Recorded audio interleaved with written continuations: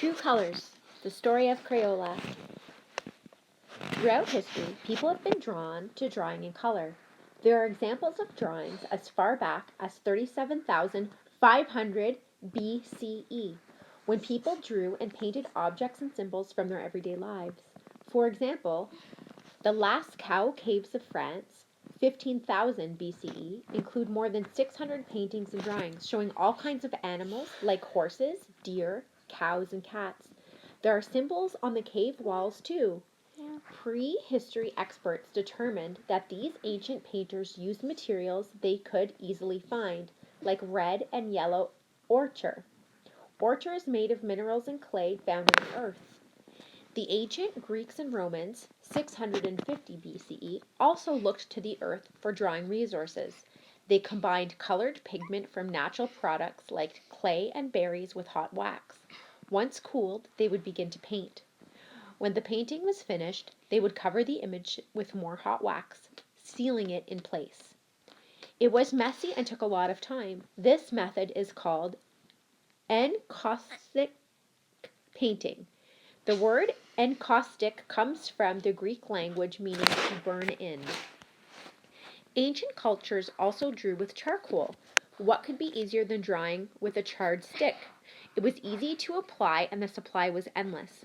Over time, the process of making charcoal was refined. In the Middle Ages, artists would bake a batch of charcoal sticks. First, they tied together a few twigs with wire. Then they would put the bundle in a clay pot and lay the pot in the ash of dying fire overnight. When they woke up, they'd have a new set of charcoal sticks. Some artists found ways to create masterpieces using charcoal only, but everyday people who simply want to draw found charcoal hard to use. It was easy to smudge, and there was only a slight variation in the color it produced. As time marched on, more and more drawing tools were created: chalk sticks, pencils, and paint. They all had their drawbacks. It was hard to preserve an image drawn in chalk. At the time, pencils were only one color, and it took a lot of time and patience to create with paint. What could casual artists use to draw? In the late 1700s, Nicolas Jacques Conté, a French scientist, invented an art stick made of clay and graphite, the soft black mineral used in pencils. The art stick would be cured in a fire or oven. It was much easier to hold these art sticks, plus they didn't smudge. While it didn't cost a lot of money to make what are called Conté sticks, they were not very colorful. Nearly 40 years later, another French inventor added wax to the formula. His name was Joseph Lemercier, and he was considered to be the creator of the wax-based crayon.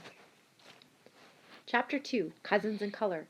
Over the next few decades, a number of companies developed different types of wax-based crayons. It was hard to keep up with the demand, especially in the United States of America. American schools were adding art classes to their curriculum, and children were going to school at a younger age. What tools could they use? Luckily, a creative team of businessmen found the answer to the question. In 1885, Edwin Binney was put in charge of his family company, a chemical factory in upstate New York. His partner was his cousin C. Harold Smith. They called their company Binney and Smith. The factory produced red iron oxide pigments. These man-made powders from natural element were mixed into red paint used on barns across America. They also produced a carbon black pigment that was used to strengthen car tires. Edwin focused on creating new products, while C. Harold traveled across the country selling their creations. They bought a mill in eastern Pennsylvania and began making products at this new location. There, they made slate pencils for students to use on their slate boards and dustless chalk. Before this invention, classroom had been filled with clouds of chalk dust every time the teacher or students wrote on the blackboard. The dustless chalk was such a huge improvement that Binney and Smith went to the 1904 World's Fair in St. Louis and demonstrated their invention. Everyone wanted to use this remarkable chalk. They even won a gold medal at the fair. At the same time dustless chalk was making news, the cousins stayed focused on the classroom. What was needed in the classroom? Teachers needed stronger, more colorful crayons that did not smell and were not expensive. Binney and Smith were up to the challenge.